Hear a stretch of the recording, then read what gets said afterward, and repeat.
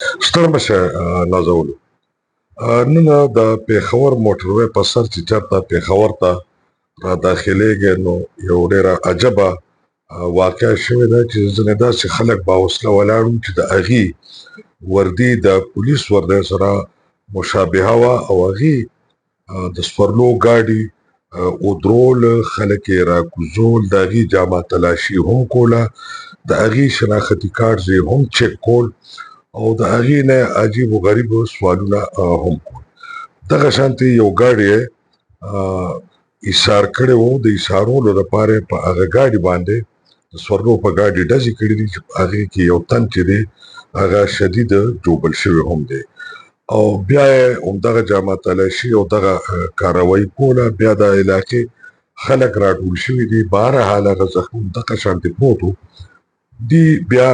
تښتېدلي دي او بیا مقامي پولیس او ډي اس پي چې دی نه هغې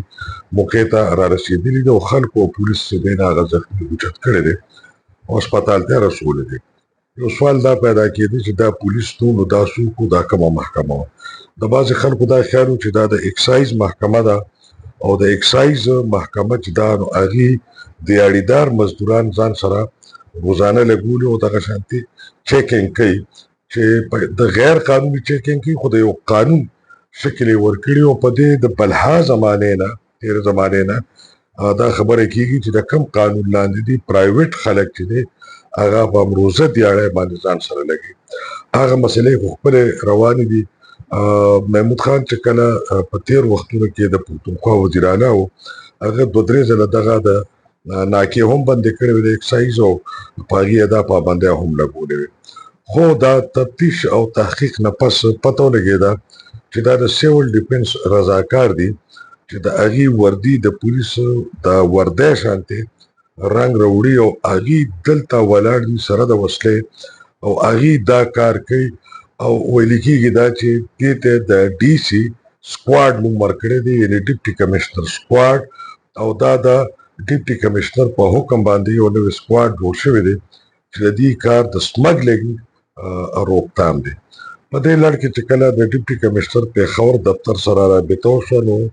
د هغې د میډیا ترجمان وی چې او دا یو نوی سکواډ ډپټي کمشنر صاحب په خپل نوم باندې رخ کړی دی چې د دې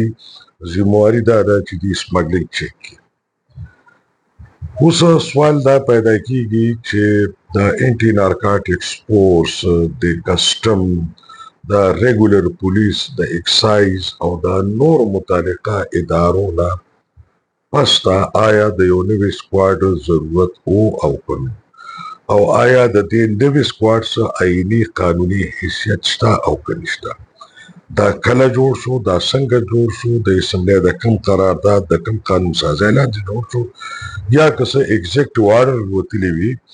څه آرډیننس راغلی وي څه قانون پاس شوی وي نو هغه کم قانون دی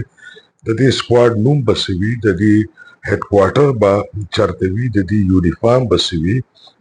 او په دې کې به څومره خلک وي د خلکو د اخیستو معیار به څه وي او په هر ضلع کې به د دې تعداد څه د دې ذمواري به څه او آیا د مخکې نه موجوده ادارې چې دي هغه ناکامه شوې که ناکامه شوې نو هغه ختمېږي ولې نه حکومت یې ولې نه ختموي او هغه ناکامه شوي دي او ختموي هم نه نو د هغې نه تپوس ولې کېږي کله چې موږ قانوني او آئیني ماهرینو سره خبرې وکړې او کله چې موږ هغه محترمو هوښیارو خلکو سره خبرې وکړې چې کوم د حکومتونو د کاروبار په طور طریقه باندې په دغه پروتوکول پوهېږي نو هغې وایي چې دا بیخي یو خودساخته یو غیر قانوني یو غیر آئیني فیصله ده چې یو شخص چې دی یو سړی چې دی یو تن چې دی یو اتارټي چې دی یو چیر چې دی یو پاور چې دی هغې د خپلې مرضۍ مطابق کړې ده سړي ته افسوس وشي چې ډېر عجب ریاست دی چې په ریاست کې ریاست دي په ادارو کې ادارې دي خارې راپورسان دي د تپوس پوښتنه څوک شته ده اخر د عمل دا معاشره دا به کم طرف ته روان دی نور به پې څه تبصره کوو خو هغه یوه خبره رایاده شوه چې یو بوډی ابی و د هغې د ځمکې د انتقال څه مسله وه هغه په پټوارخانه او په پټواري اړېدلې وه دوه درې کاله یې کړول یم د اړې هم ورله چولې دي تاواني کړی یم د خو د هغې هغه کار نه کېده هغه ابی ته اخره کې چې وي چې دغلته ډیپټي کمشنر دفتر یې ولته لاړ شو، ډیپټي کمشنر ته د خپل ډي سي صاحب ته دا فریاد وکړه. هغه بیا د یو بنډل کاغذونو سره لاړه ده او هغه ډیپټي کمشنر ته پیش شوې ده.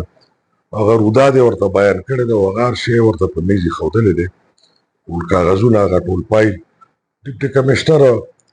په هغه دم باندې په هغه موقع د بوډۍ په حق کې فیصله کړې ده. د بوډۍ په سترګو کې اوښکې راغلي دي، پاڅېده، د ډیپټي کمشنر په سر یې لاس کېښوده، ځان ته رانږدې کړ، په تندي ښکل کړ او ویې بچیه دا دله نوره ترقي درکړم اولادې پټواري کړه. اوس هغه ابۍ ته دا پته نه وه چې د ډیپټي کمشنر څومره لوی طاقت وي چې غونډ حکومت نه خبره یو نوی پوسټ جوړ شي. او یا به اوس فرق دا راغلي چې هغه پخواني ډیپټي کمشنران بني. سیول ډیفنس محکمه یو علیحده محکمه ده، د یو خاص قانون لاندې جوړه ده، په هغې کې رضاکار وي او د یو ضابطې لاندې هغې په قدرتي آفتونو او تکلیفونو کې کار کوي. دغه کار هغې په هره ضلع کې د ډسټرکټ اډمنسټریشن د منظورۍ او د نګرانۍ لاندې کوي. دا قسمه سکواډز جوړول، په دا قسمه خلکو کار کول، دا بالکل بیانې چې کله د افغانستان ته شوروي راغی او د سردار داود حکومت ړنګ شو او د پرچمیانو د خلقیانو پرله پسې حکومتونه لاړه، بیا د ډاکټر نجیب خدای بخلي د شهادت او د حکومت نه پس چې هغلته د هغې نه مخکې بخښنه غواړم چې دا کوم مختلفو جهادي تنظیمونه وو دغه د افغانستان په دغه برای نام جهاد کې چې حصه اخیستلې وه، نو هغه چې چا کوم ځای په ولقه کې او په قبضه کې اخیستو، نو هغلته هغه خپل نظام بخ کړو. په دغه وختونو کې چې کله هم زه د پېښور نه تر کابله لاړم، نو ان تر د تورخم د ننګرهار نه واخلې تر د کابل پورې ځای په ځای به دغه شانتې خلک ولاړو، د ګمرک د کسټم په نوم باندې، د پولیس په نوم، د امنیت په نوم، هغې به په مقصداګانې ورکولې. یو خو پکې ډېر مشهور و ځکه چې